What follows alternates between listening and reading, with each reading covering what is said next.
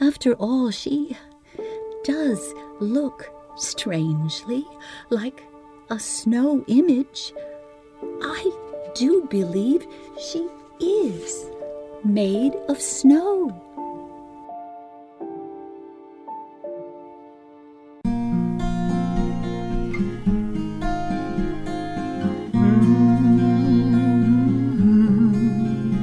Fast asleep. Welcome to Fast Asleep with Gina Marie. Are you ready to curl up, relax, and sink your teeth into a wintry classic story? Good. Hi, everybody. I'm Gina. And yes, the holidays have passed. But January here on Fast Asleep will be well-stocked with snow-filled stories.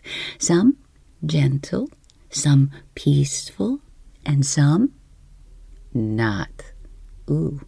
Well, more about that later. I have a question for you. Have you ever had a little trouble sleeping at night? Oh my gosh, I can't believe I did that. I even wrote that question down. What a dumb question from my listeners. Well, okay. Now you know, I do too. I have trouble sleeping too. And let me tell you what happened to me just 5 days ago, as of recording this. Okay, it's 3 a.m. No one in the house is awake. Oh, there is snoring going on, believe me. But that's not all. I start to hear the faint beep of a smoke detector annoyingly letting me know it's now time to change a battery. That beep grows menacingly louder. Within another minute, I want to kill it. I crawl out of bed, I quietly pad down the stairs in my bare feet, and I immediately discover the location of that culprit, and I happily notice it's right above a chair. Perfect. A quick step up, a sharp pull. That little sucker is down. Regretfully, though, oh, and I do mean regretfully, that chair decides I need to go down too. As I start to step down, and now I swear to you, that chair bucks me right off. I fly through the air. My arm slams down on an oak dining table, and all of me hits the hardwood floor of the dining room. Well, it's cut to 6 or 7 or 8, I don't know, hours later, home from the ER. I now have a broken wrist and 2 hairline fractures in my spine. Oh, well, I guess I'm putting off yoga for a little while. Happy holidays to me. Okay, enough of that. Thanks for letting me get that off my chest, but we need to get back to today's short story. It is January. We just want to rest, right? We want to hibernate. So we need cozy stories about wintry chill and snow. You know, I came across this term snow image. You probably already know this. I didn't. It refers to an 1800s description for any human-shaped figure that's made from snow. You know who else knew this term? Author Nathaniel Hawthorne. Oh, he liked this term. He used this term beautifully in today's feature story. Yes, old-fashioned language. Oh, yes, it's in there. And it frightens me. But it won't today, and it won't you either, because Hawthorne makes us forget about it and brings us winter beauty and magic and even a few digs at those self-righteous people we all want to take down once in a while. What more can you expect from dark, romantic author Nathaniel Hawthorne? You know, he's probably Fast Asleep's earliest born author. The U.S. was just 28 years old when he was born in Salem, Massachusetts on July 4th, 1804. Have you ever heard of The Scarlet Letter or The House of the Seven Gables? Both his novels. He was obsessed with the evil and sin of humanity. Did you know Hawthorne's triple great-grandfather was a Puritan, a member of the Massachusetts Bay Colony, and one of the 3 judges famous for the sentencing at the Salem witch trials? Oh, those were fair, people. Not. His father was a sea captain, Nathaniel's father, a sea captain. And unfortunately, he died when Nathaniel was just 4 years old, leaving the family with very little money. Oh, and then next, Hawthorne had a leg injury. This poor boy was forced to remain completely immobile for months, but he fell in love with reading. And right then and there, he knew he wanted to be a writer. Rich uncles paid for Bowdoin College, where Hawthorne admits he wasn't much of a student. But he did become very close friends with poet Henry Wadsworth Longfellow then, and future President Franklin Pierce. After college, he returned home, and he began to write constantly. He received acclaim for his work, but not a lot of income. He next met painter Sophia Peabody and authors Ralph Waldo Emerson and Henry David Thoreau. You've heard of those guys. He got to know all 3 of those people very well, but he married Sophia and had 3 children with her. There were some missteps next, but Hawthorne then wrote his masterpiece, The Scarlet Letter. It was one of the first mass-produced publications in the United States, and it made him very famous. He picked up the family and moved them all to Lenox, Massachusetts, I can say it, where he met author Herman Melville and began the most productive period of his life. The House of the Seven Gables and many other works of his were a result. Next, his friend, remember this guy, Franklin Pierce, was elected president, and he appointed Hawthorne American consul to Britain. Now, that was from 1853 to 1857, in case you're taking notes. He took the family to Italy. They traveled a little. They lived in Italy. And then all of them came back to Massachusetts. No, I really can't say that word. Where his last novel, The Marble Faun, was completed. He was failing a little. He started works and never completed them. Well, despite all this, he completely refused medical treatment. He died in his sleep in 1864 in New Hampshire at the age of 59. Well, old-fashioned or not, winter's magic and its beauty await you next. Published in 1851. Tuck in, everybody, for Nathaniel Hawthorne's The Snow Image.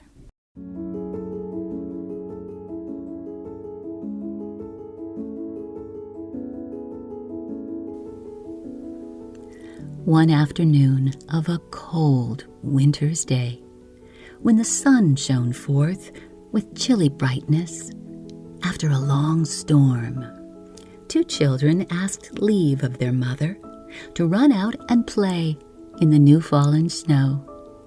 The elder child was a little girl, whom, because she was of a tender and modest disposition and was thought to be very beautiful, her parents and other people who were familiar with her used to call Violet. But her brother was known by the style and title of Peony, on account of the ruddiness of his broad and round little phiz. His face, which it made everybody think of sunshine and great scarlet flowers. The father of these 2 children, a certain Mr. Lindsay, it is important to say, was an excellent but exceedingly matter-of-fact sort of man, a dealer in hardware, and was sturdily accustomed to take what is called the common sense view of all matters that came under his consideration. With a heart about as tender as other people's, he had a head as hard and impenetrable, and therefore perhaps as empty as one of the iron pots which it was part of his business to sell. The mother's character, on the other hand, had a strain of poetry in it, a trait of unworldly beauty, a delicate and dewy flower, as it were, that had survived out of her imaginative youth and still kept itself alive amid the dusty realities of matrimony and motherhood. So, Violet and Peony, as I began with saying, besought their mother to let them run out and play in the new snow. For though it had looked so dreary and dismal drifting downward out of the gray sky, it had a very cheerful aspect now that the sun was shining on it. The children dwelt in a city and had no wider play place than a little garden before the house, divided by a white fence from the street, and with a pear tree and 2 or 3 plum trees overshadowing it, and some rose bushes just in front of the parlor windows. The trees and the shrubs, however, were now leafless, and their twigs were enveloped in the light snow, which thus made a kind of wintry foliage, with, here and there, a pendant icicle for the fruit. "Yes, Violet, yes, my little Peony," said their kind mother. "You may go out and play in the new snow." Accordingly, the good lady bundled up her darlings in woolen jackets and wadded sacks, and put comforters round their necks, and a pair of striped gaiters on each little pair of legs, and worsted mittens on their hands, and gave them a kiss apiece by way of a spell, to keep away Jack Frost. Forth sallied the 2 children with a hop, skip, and jump that carried them at once into the very heart of a huge snowdrift, whence Violet emerged like a snow bunting, while little Peony floundered out with his round face in full bloom. And then what a merry time had they! To look at them frolicking in the wintry garden, you would have thought that the dark and pitiless storm had been sent for no other purpose but to provide a new plaything for Violet and Peony, and that they themselves had been created, as the snowbirds were, to take delight only in the tempest and in the white mantle which it spread over the earth. At last, when they had frosted one another all over with handfuls of snow, Violet, after laughing heartily at little Peony's figure, was struck with a new idea. "You look exactly like a snow image, Peony," said she, "if your cheeks were not so red, and that puts me in mind. Let us make an image out of snow, an image of a little girl, and it shall be our sister, and shall run about and play with us all winter long. Won't it be nice?" "Oh, yes," cried Peony as plainly as he could speak, for he was but a little boy. "That will be nice, and Mamma shall see it." "Yes," answered Violet. "Mamma shall see the new little girl, but she must not make her come into the warm parlor, for you know our little snow sister will not love the warmth." And forthwith the children began this great business of making a snow image that should run about, while their mother, who was sitting at the window and overheard some of their talk, could not help smiling at the gravity with which they set about it. They really seemed to imagine that there would be no difficulty whatever in creating a live little girl out of the snow. And, to say the truth, if miracles are ever to be wrought, it will be by putting our hands to the work in precisely such a simple and undoubting frame of mind as that in which Violet and Peony now undertook to perform one, without so much as knowing that it was a miracle.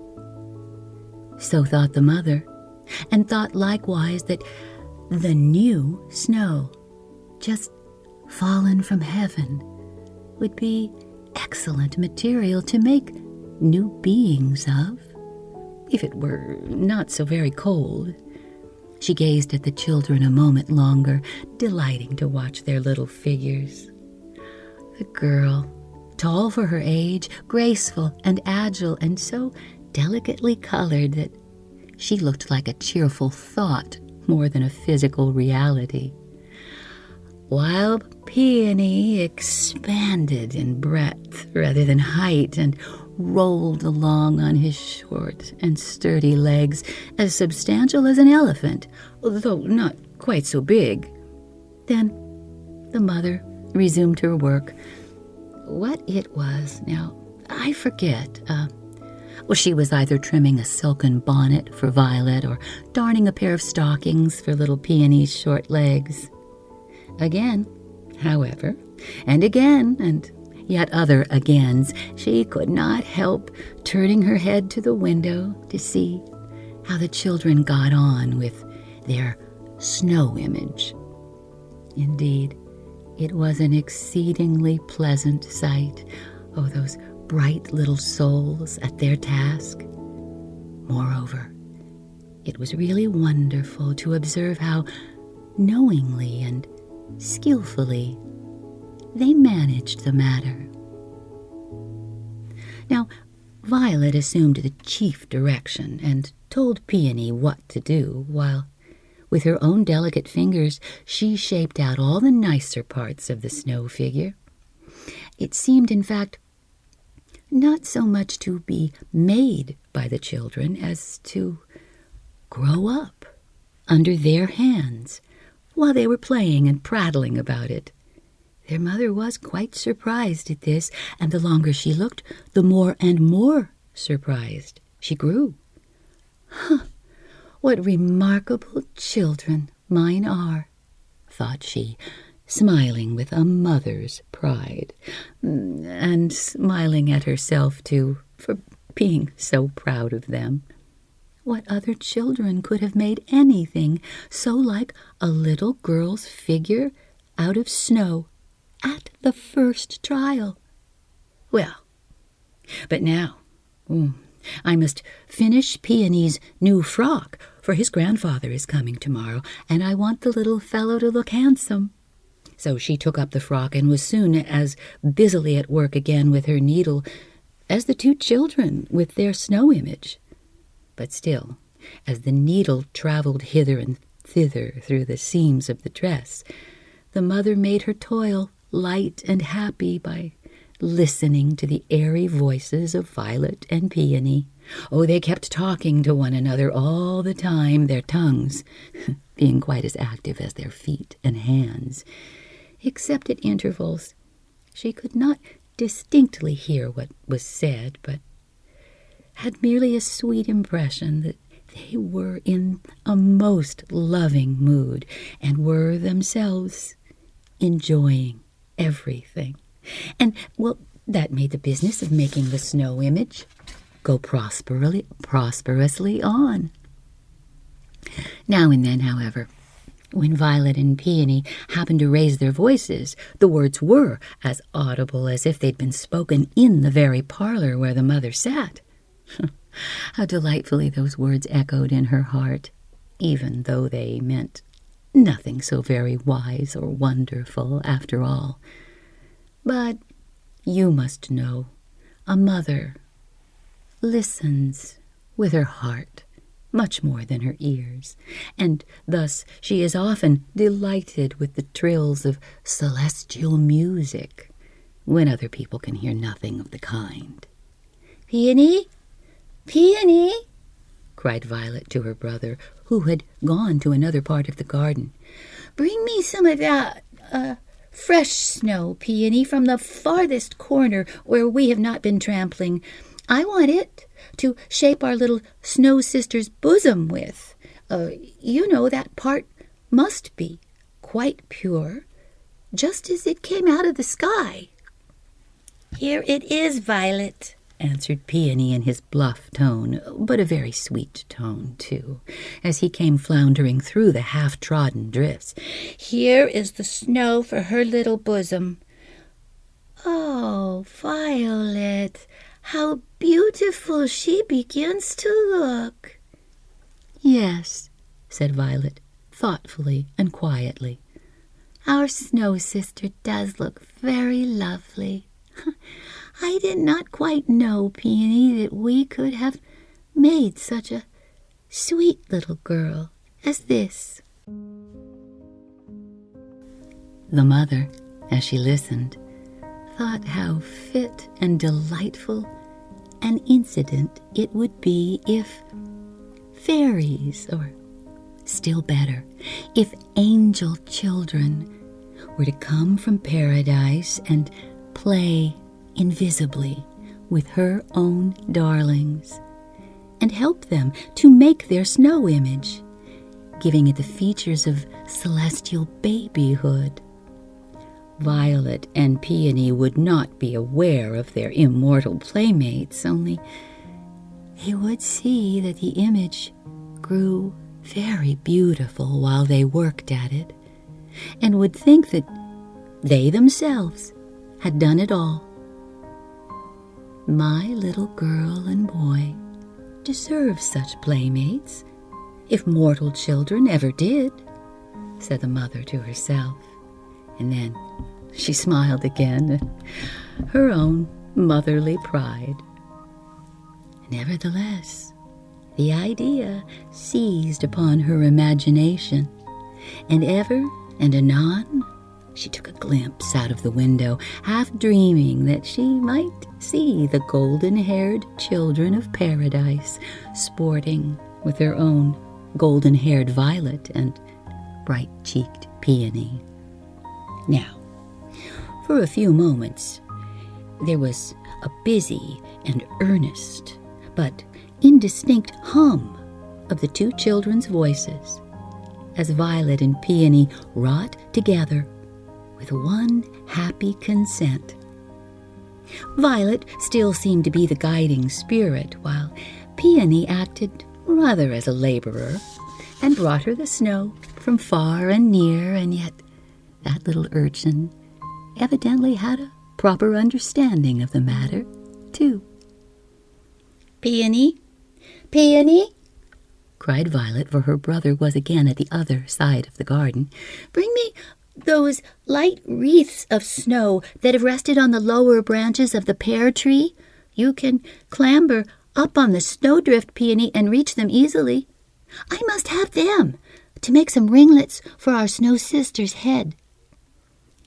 "Here they are, Violet," answered the little boy. "Take care you do not break them." "Oh, well done, well done, how pretty." "Does she not look sweetly?" said Violet with a very satisfied tone. "And now we must have some little shining bits of ice to make the brightness of her eyes. She's not finished yet. Mamma will see how very beautiful she is. But Papa will say, 'Tush, nonsense, coming out of the cold.'" "Let us call Mamma to look out," said Peony, and then he shouted lustily, "Mamma, Mamma, Mamma! Look out and see what a nice little girl we're making." The mother put down her work for an instant and looked out of the window. But it so happened that the sun, for this was one of the shortest days of the whole year, had sunken so nearly to the edge of the world that his setting shine came obliquely into the lady's eyes. So she was dazzled, you must understand, and could not very distinctly observe what was in the garden.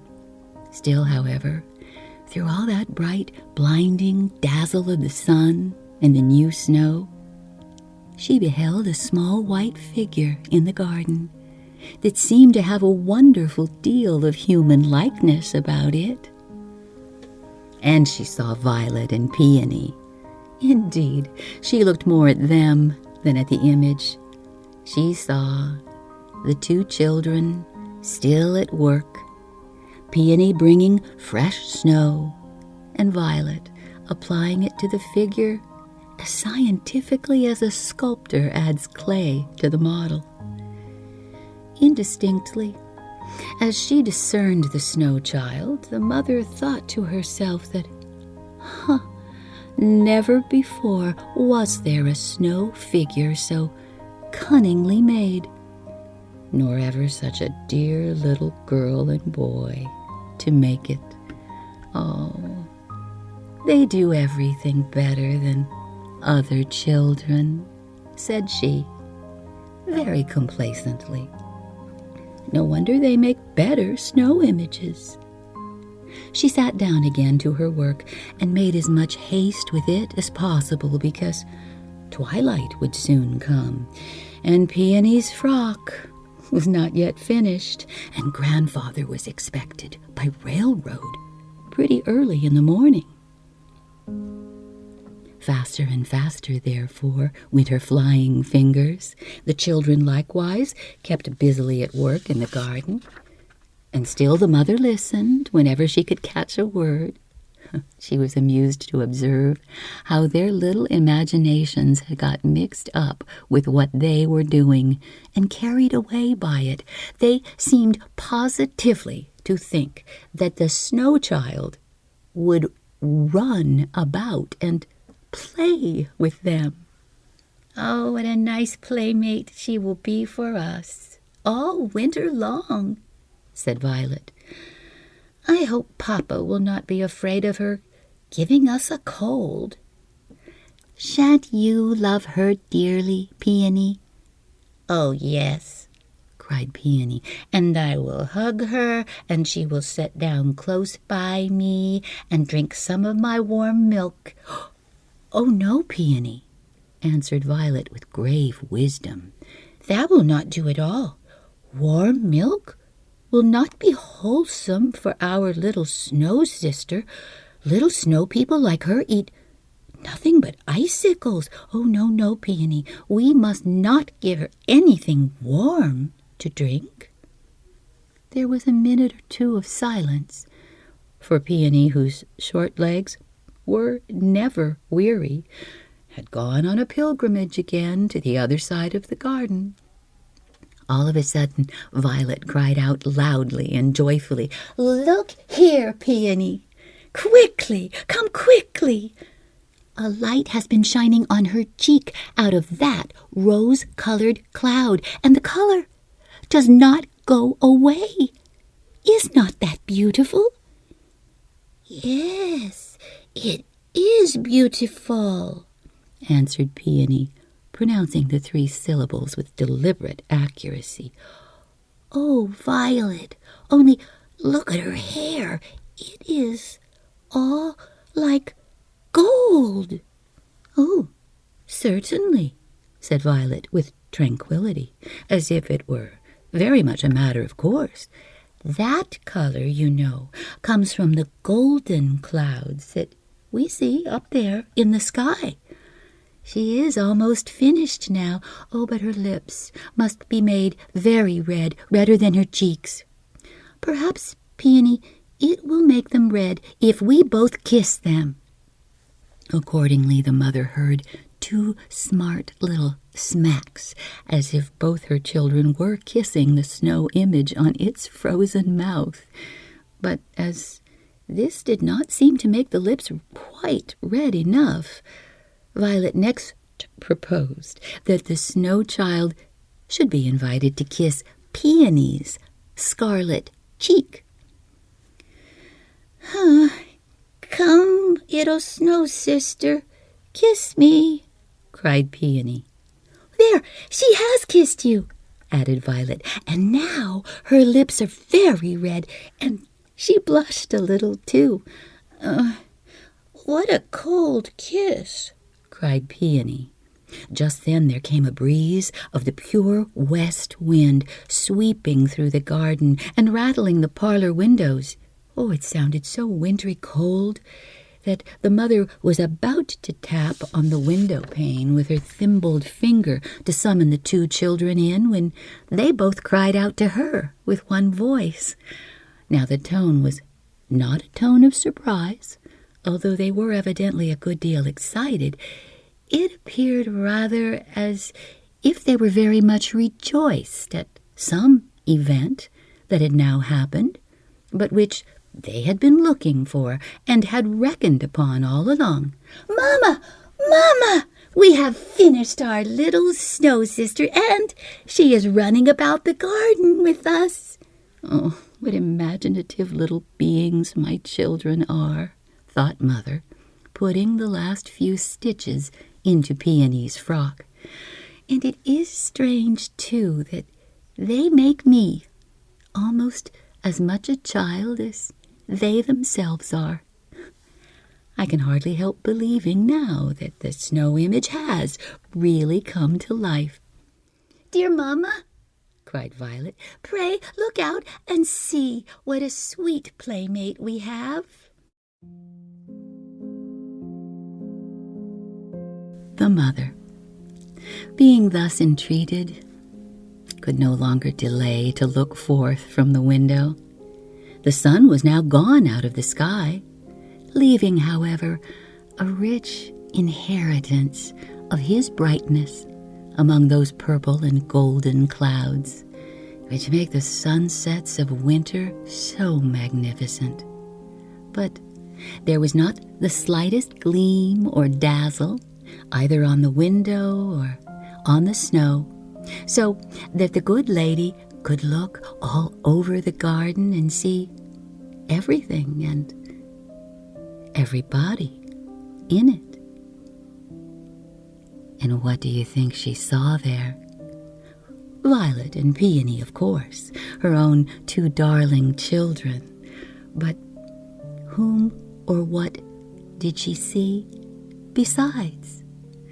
Why, if you will believe me, there was a small figure of a girl, dressed all in white, with rose-tinged cheeks and ringlets of golden hue, playing about the garden with the two children. A stranger though she was, the child seemed to be on as familiar terms with Violet and Peony as they were with her, as if all the three had been playmates during the whole of their little lives. The mother thought to herself that it must certainly be the daughter of one of the neighbors, and that seeing Violet and Peony in the garden, the child had run across the street to play with them. So this kind lady went to the door, intending to invite the little runaway into her comfortable parlor. For now that the sunshine was withdrawn, the atmosphere out of doors was already growing very cold. But after opening the house door, she stood an instant on the threshold, hesitating whether she ought to ask the child to come in, or whether she should even speak to her.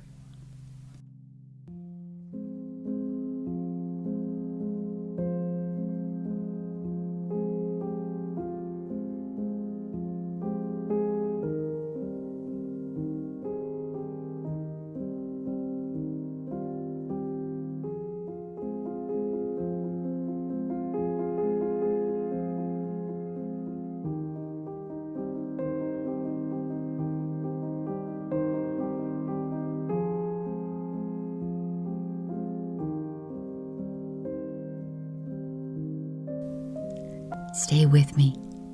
I'll be right back.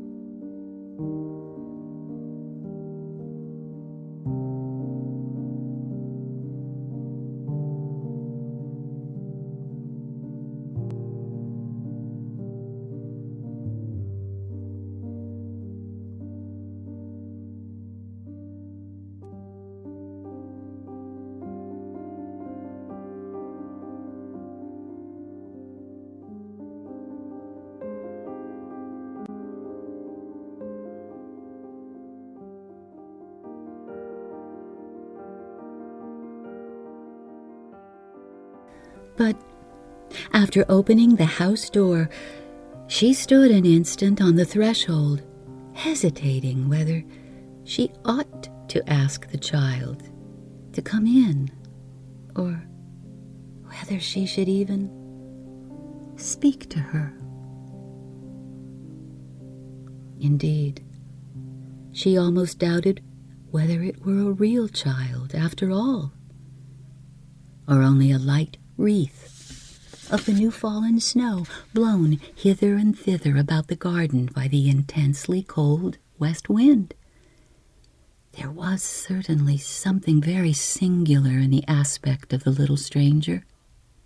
Among all the children of the neighborhood, the lady could remember no such face, with its pure white and delicate rose color, and the golden ringlets tossing about the forehead and cheeks.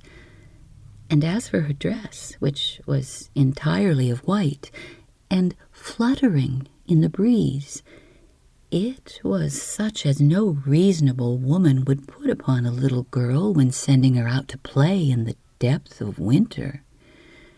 It made this kind and careful mother shiver only to look at those small feet with nothing in the world on them except a very thin pair of white slippers. Nevertheless, airily as she was clad, the child seemed to feel not the slightest inconvenience from the cold, but danced so lightly over the snow that the tips of her toes left hardly a print in its surface, while Violet could but just keep pace with her, and Peony's short legs compelled him to lag behind. Once, in the course of their play, the strange child placed herself between Violet and Peony, and taking a hand of each, skipped merrily forward, and they along with her. Almost immediately, however, Peony pulled away his little fist and began to rub it as if the fingers were tingling with cold, while Violet also released herself, though with less abruptness, gravely remarking that it was better not to take hold of hands. The white-robed damsel said not a word, but danced about just as merrily as before. If Violet and Peony did not choose to play with her, she could make just as good a playmate of the brisk and cold west wind, which kept blowing her all about the garden and took such liberties with her that they seemed to have been friends for a long time. All this while the mother stood on the threshold, wondering how a little girl could look so much like a flying snowdrift, or how a snowdrift could look so very like a little girl. She called Violet and whispered to her, "Violet, my darling, what is this child's name?" asked she. "Does she live near us?" "Why, dearest mamma," answered Violet, laughing to think that her mother did not comprehend so very plain an affair, "this is our little snow sister, whom we have just been making." "Yes, dear mamma," cried Peony, running to his mother and looking up simply into her face. "This is our snow image. Is it not a nice little child?" At this instant, a flock of snowbirds came flitting through the air. As was very natural, they avoided Violet and Peony, and this looked strange, they flew at once to the white-robed child, fluttered eagerly about her head, alighted on her shoulders, and seemed to claim her as an old acquaintance. She, on her part, was evidently as glad to see these little birds, old winter's grandchildren, as they were to see her, and welcomed them by holding out both her hands. Hereupon they each and all tried to alight on her 2 palms and 10 small fingers and thumbs, crowding one another off with an immense fluttering of their tiny wings. Oh, one dear little bird nestled tenderly in her bosom. Another put its bill to her lips. Oh, they were as joyous all the while and seemed as much in their element as you may have seen them when sporting with a snowstorm. Violet and Peony stood laughing at this pretty sight, for they enjoyed the merry time which their new playmate was having with these small winged visitants, almost as much as if they themselves took part in it. "Violet," said her mother, greatly perplexed, "tell me the truth, without any jest. Who is this little girl?" "My darling mamma," answered Violet, looking seriously into her mother's face, and apparently surprised that she should need any further explanation. "I have told you truly who she is. It is our little snow image which Peony and I have been making. Peony will tell you so as well as I." "Yes, Mamma," asseverated Peony with much gravity in his crimson little phiz. "This is little snow child. Is not she a nice one? But, Mamma, her hand is oh so very cold." While Mamma still hesitated what to think and what to do, the street gate was thrown open and the father of Violet and Peony appeared, wrapped in a pilot cloth sack with a fur cap drawn down over his ears and the thickest of gloves upon his hands. Mr. Lindsay was a middle-aged man with a weary and yet a happy look in his wind-flushed and frost-pinched face, as if he had been busy all the day long and was glad to get back to his quiet home. His eyes brightened at the sight of his wife and children, although he could not help uttering a word or two of surprise at finding the whole family in the open air on so bleak a day, and after sunset, too. He soon perceived the little white stranger sporting to and fro in the garden like a dancing snow wreath, and the flock of snowbirds fluttering about her head. "Pray, what little girl may that be?" inquired this very sensible man. "Surely her mother must be crazy to let her go out in such bitter weather as it has been today, with only that flimsy white gown and those thin slippers." "My dear husband," said his wife, "I know no more about the little thing than you do. Some neighbor's child, I suppose.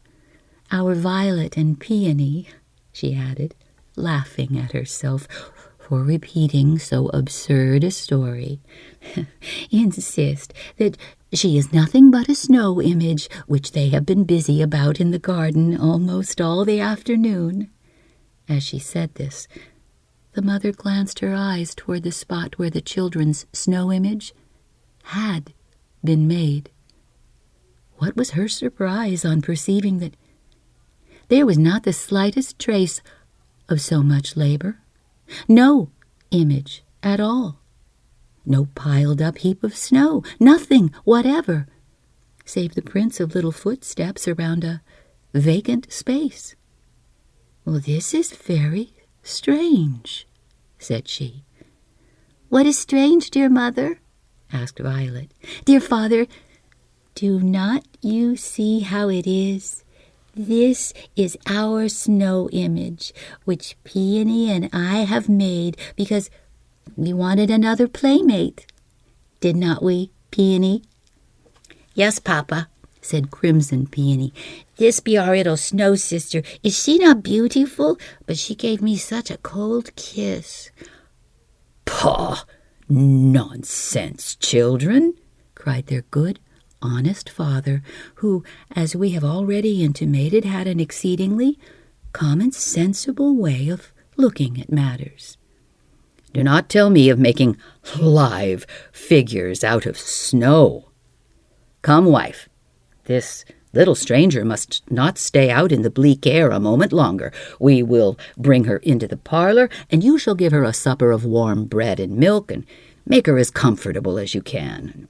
Meanwhile, I will inquire among the neighbors, or, if necessary, send the city crier about the streets to give notice of a lost child."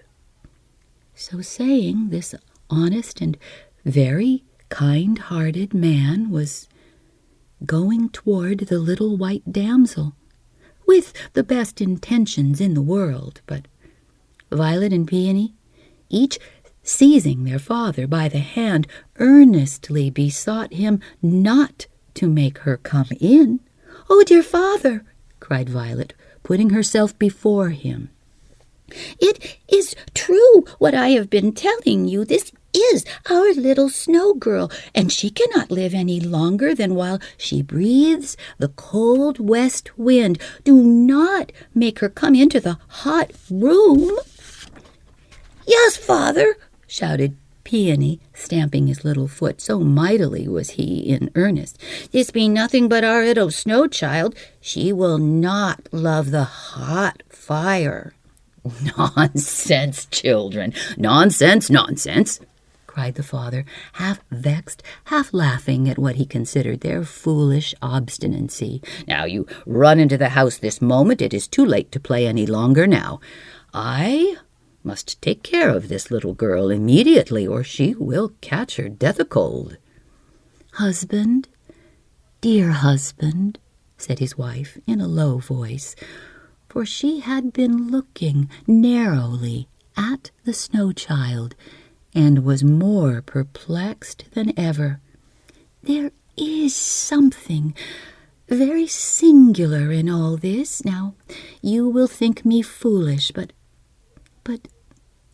may it not be that some invisible angel has been attracted by the simplicity and good faith with which our children set about their undertaking?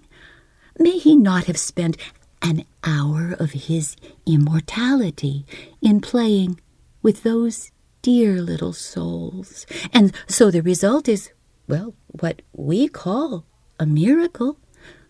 No, now, do not laugh at me. Oh, I see what a foolish thought it is."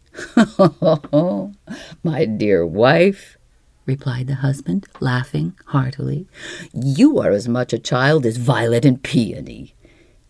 And in one sense, so she was, for all through her life she had kept her heart full of childlike simplicity and faith, and it was all as pure and clear as crystal. And looking at all matters through this transparent medium, she sometimes saw truths so profound that other people laughed at them as nonsense and absurdity.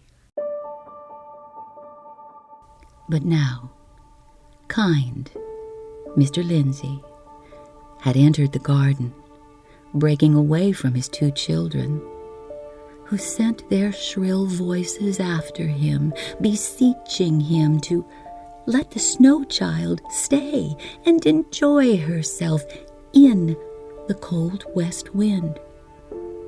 As he approached, the snowbirds took to flight.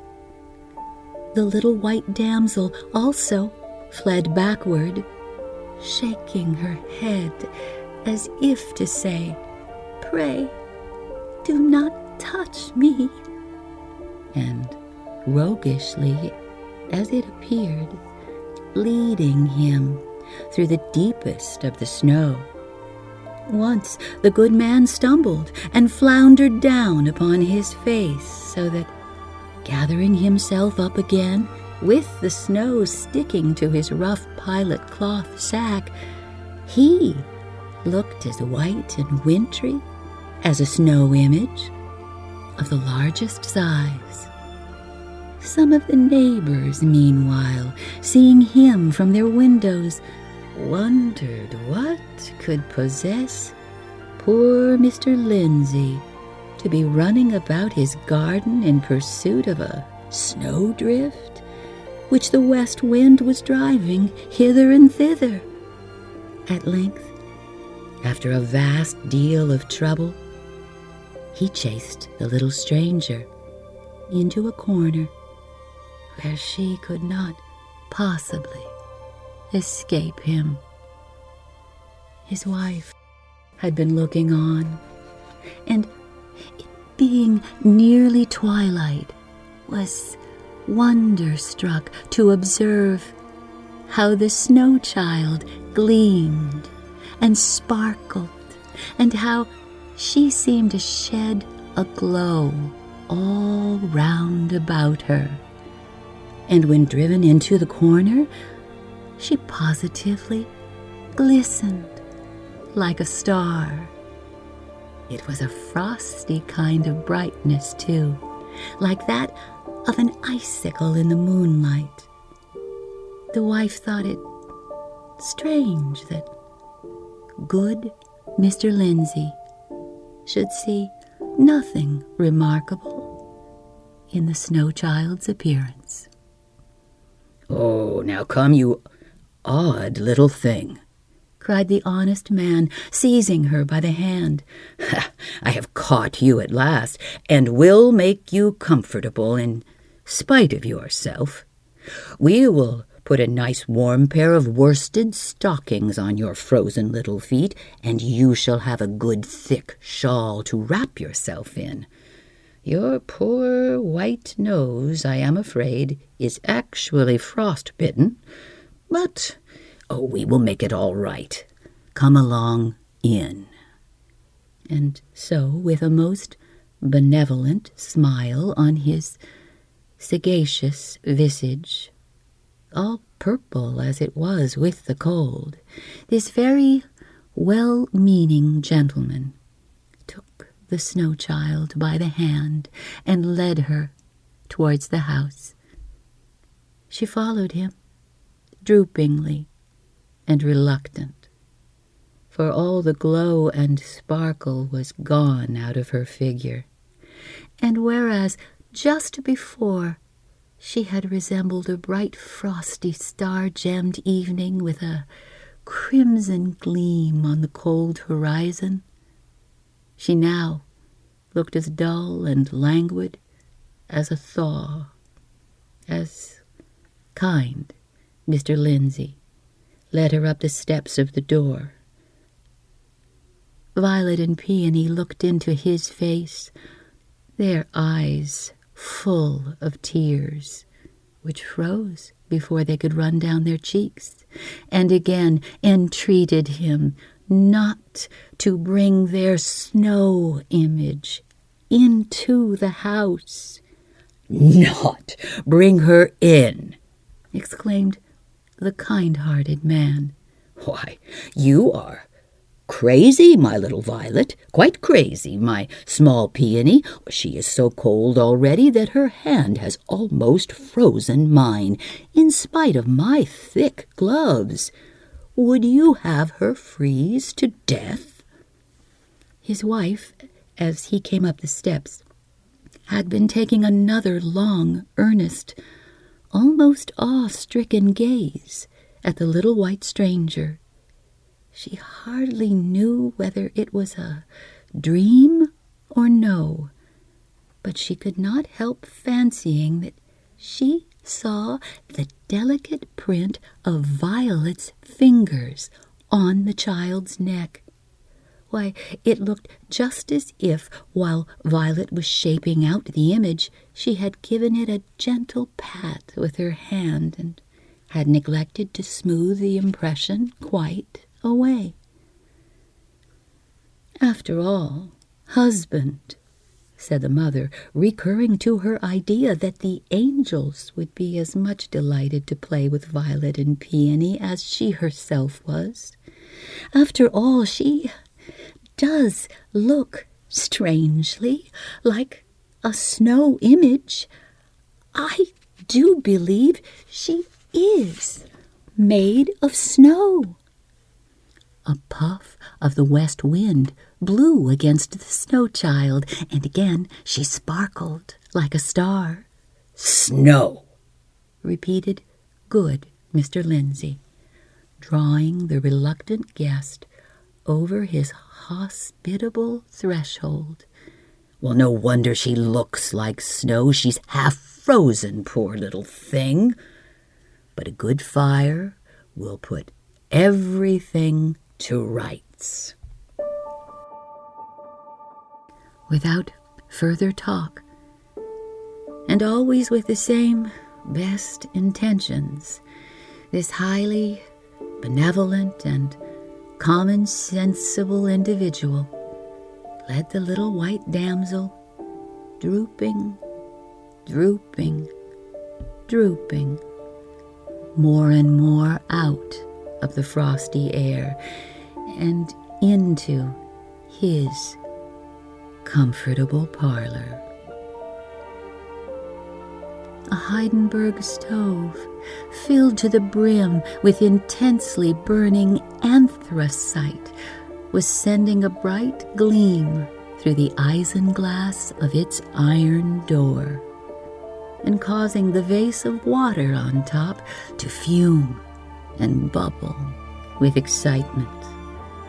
A warm, sultry smell was diffused throughout the room. A thermometer on the wall farthest from the stove stood at 80 degrees. The parlor was hung with red curtains and covered with a red carpet and looked just as warm as it felt.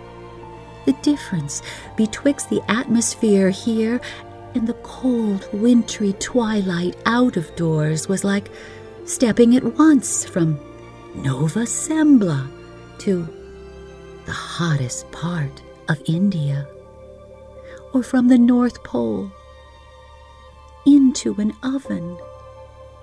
Oh, this was a fine place for the little white stranger.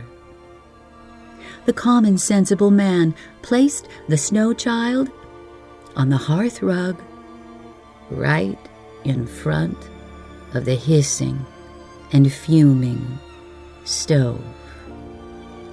"Now she will be comfortable," cried Mr. Lindsay, rubbing his hands and looking about him with the pleasantest smile you ever saw.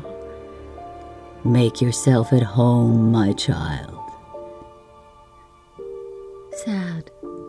Sad and drooping looked the little white maiden as she stood on the hearth rug with the hot blast of the stove striking through her like a pestilence.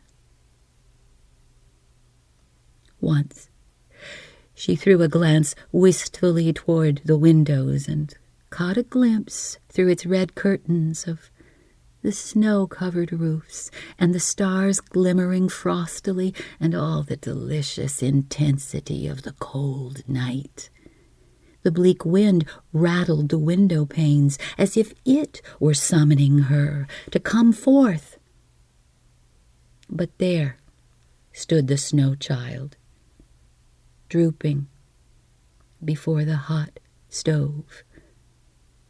The common sensible man saw nothing amiss.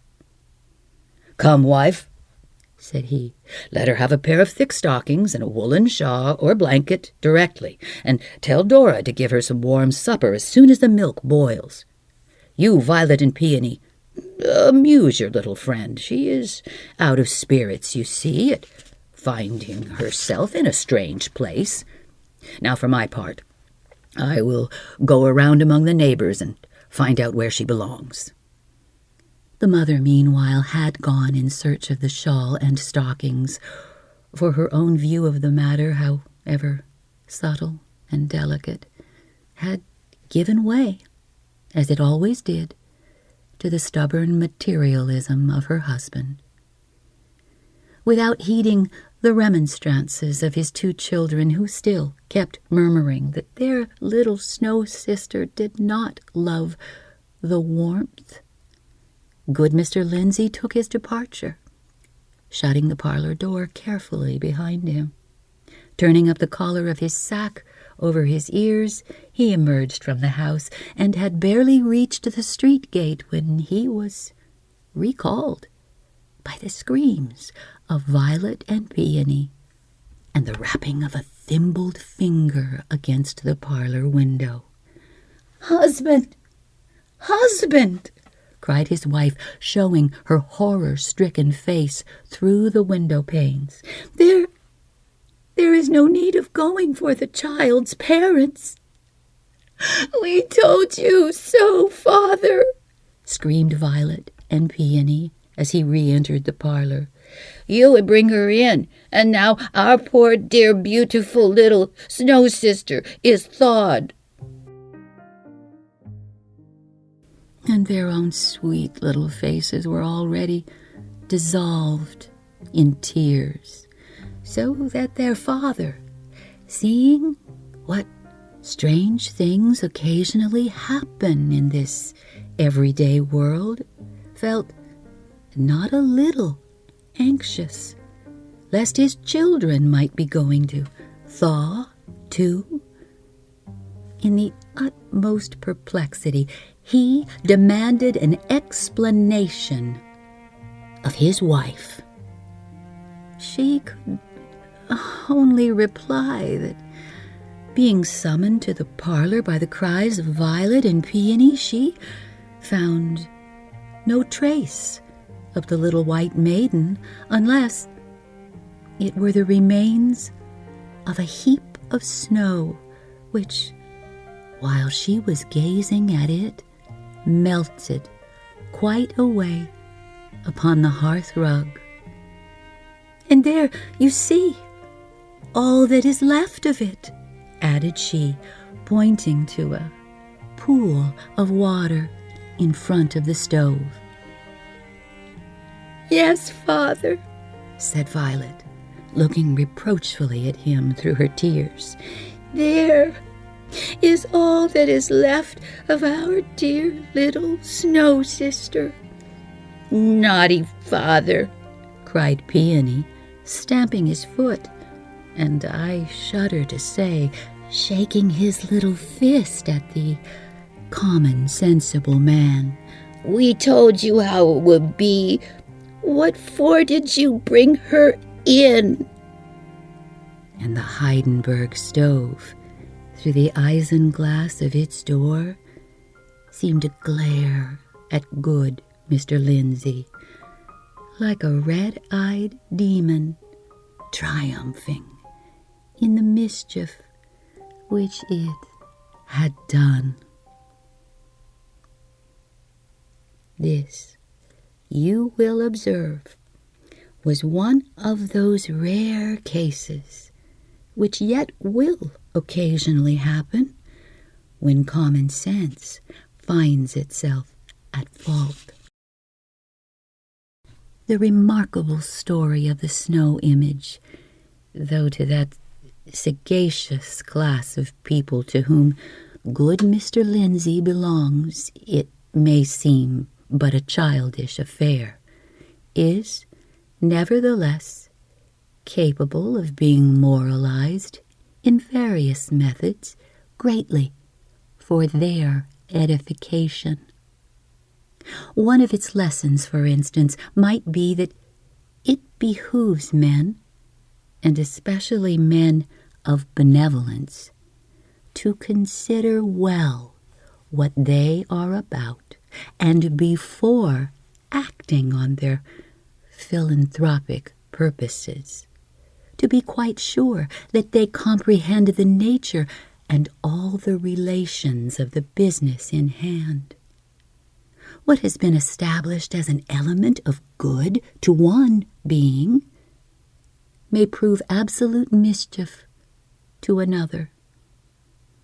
even as the warmth of the parlor was proper enough for children of flesh and blood like Violet and Peony, though by no means very wholesome, even for them, but involved nothing short of annihilation to the unfortunate snow image.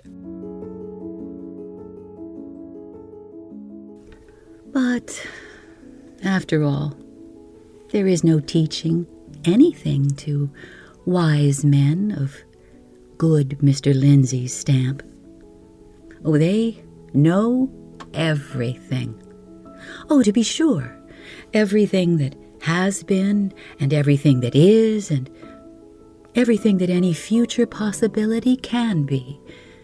And should some phenomenon of nature or providence transcend their system, they will not recognize it, even if it come to pass under their very noses.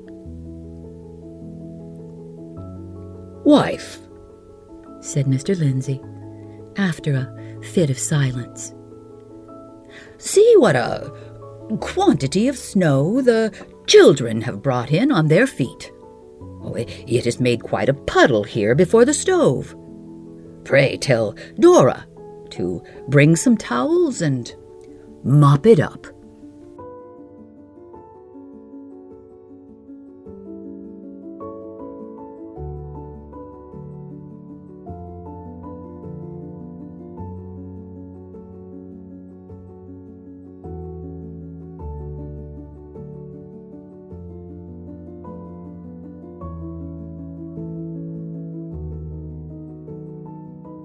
Introduction information for this episode is from the article entitled "Who Was Nathaniel Hawthorne?" and it's from Biography. Music for this episode is "Glistening Ripples" from Lior Stoltz, "Folie du Entrata" from Michel Nobler, Lev 1 from Donny Hadani, Long After Dark from Will Vandekrommert, and The Tree Who Grew on Water from Yoav Ilan. Hey, have you ever had a tussle with a smoke detector? We'd love to hear about it right here in comments, or email us at fastasleepwithginamarie@gmail.com. You can find us on Instagram. We're on Facebook and TikTok too. We love your reviews. We love your comments and your likes and your subscriptions and any way you want to follow us.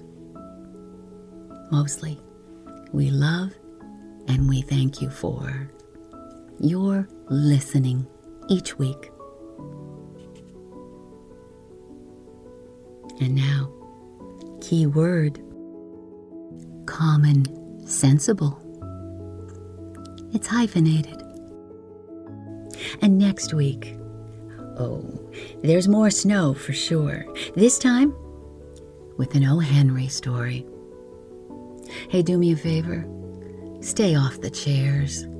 You can sit on them, but you know the rest. Good night.